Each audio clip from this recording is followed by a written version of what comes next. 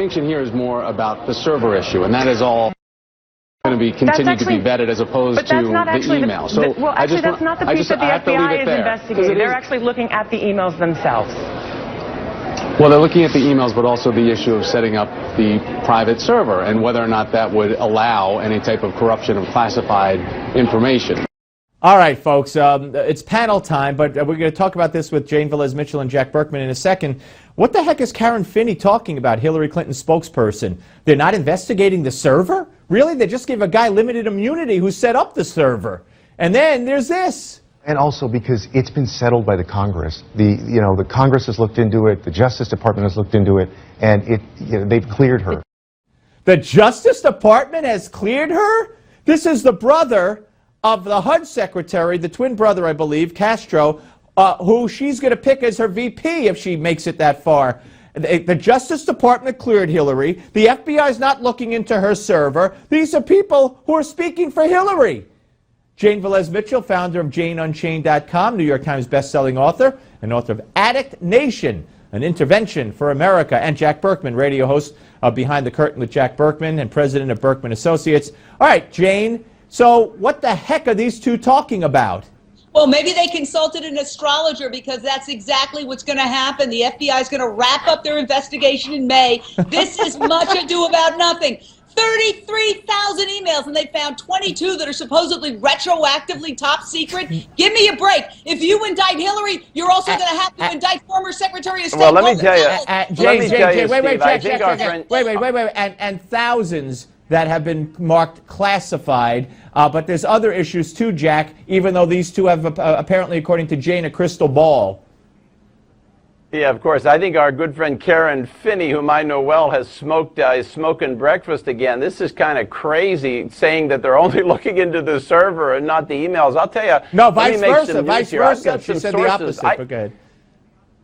I got some sources here, Steve, who are saying that Obama hates the Clintons so much that Obama might consider an indictment. It would hurt the Democratic Party, but I am hearing from people close to Joe Biden, actually, who are telling me that Obama might consider an indictment of the Clintons because those old wounds have never healed. Well, I don't know. I hope it's not up to Barack Obama to consider an indictment.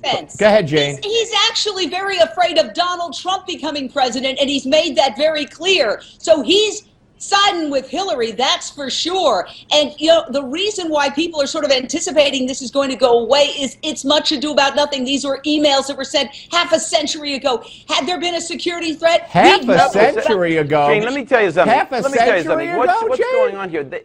They have a witness. They've got a witness who's going to flip. They're about to flip a witness. Once that happens, the Justice Department is going to be put in a position where it cannot avoid a prosecution. Loretta Lynch, even if she wants to avoid a prosecution, if she and Obama, and yes, Steve, I mean, it is the case. Obama supervises justice. He can make these decisions. Loretta Lynch makes these decisions. It all goes up the chain to him. Justice will not be in a position to avoid prosecution. All right, let's move on. They better indict Colin Powell and Condoleezza Rice. Yeah, okay.